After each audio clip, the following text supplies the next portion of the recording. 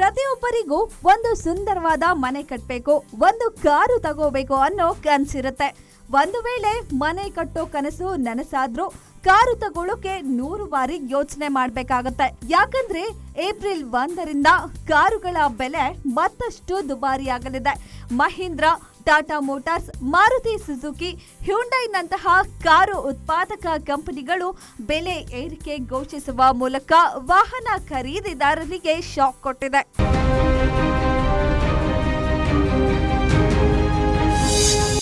ದೇಶದ passenger car ವಲಯದಲ್ಲಿ Maruti Suzuki ಕ್ರಾಂತಿ ಸೃಷ್ಟಿಸಿದೆ.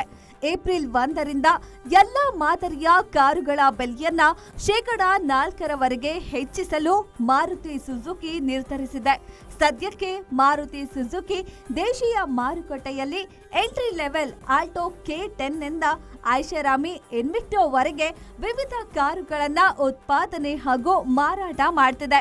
ಇವುಗಳ ಬೆಲೆ ಕ್ರಮವಾಗಿ 4.23 ಲಕ್ಷದಿಂದ 29.22 ಲಕ್ಷದವರೆಗೆ ಇದೆ.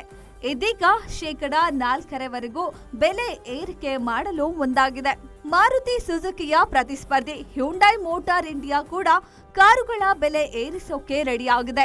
ಏಪ್ರಿಲ್ 1ರಿಂದ ತನ್ನ ಕಂಪನಿಯ ಕಾರುಗಳ ಬೆಲೆಯನ್ನ 3% ಹೆಚ್ಚಿಸುವುದಾಗಿ ಹೇಳಿಕೊಂಡಿದೆ. ಇವುಗಳ ಜೊತೆಗೆ ಟಾಟಾ ಮೋಟಾರ್ಸ್ ಕೂಡ ವಾಹನ ಖರೀದಿದಾರರಿಗೆ ಬಿಸಿ ಮುಟ್ಟಿಸಲಿದೆ. ಈ ವರ್ಷ 2ನೇ ಬಾರಿ ಎಲೆಕ್ಟ್ರಿಕ್ ವೆಹಿಕಲ್ಸ್ ಸೇರಿದಂತೆ ತನ್ನೆಲ್ಲ ಪ್ರಯಾಣಿಕ ಕಾರುಗಳ ಬೆಲೆಯನ್ನ ಹೆಚ್ಚಿಸಲು ಉದ್ದೇಶಿಸಿದೆ. ಮಹೀಂದ್ರ ಕಂಪನಿ ಕೂಡ ಎಸ್ಯುವಿಗಳು ಮತ್ತು ಟ್ರಕ್ ವಾಹನಗಳ ಬೆಲೆಯನ್ನ ಏಪ್ರಿಲ್ನಿಂದ 3% ಹೆಚ್ಚಿಸುವುದಾಗಿ ತಿಳಿಸಿದೆ.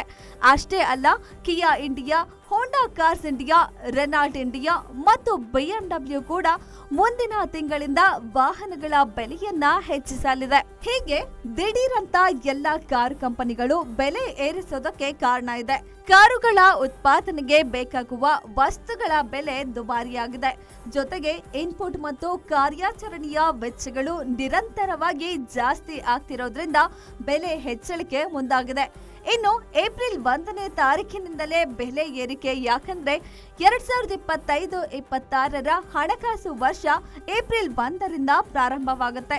ಆದ್ರಿಂದ ಎಲ್ಲ ಕಂಪನಿಗಳು ಹೊಸ ಹಣಕಾಸು ವರ್ಷದೊಂದಿಗೆ ಹೊಸ ಖಾತೆಗಳು, ಹೊಸ ಬ್ಯಾಲೆನ್ಸ್ ಶೀಟ್ಗಳು, ಹೊಸ ತಂತ್ರಜ್ಞಾನಗಳೊಂದಿಗೆ ಕೆಲಸ ಮಾಡುತ್ತವೆ.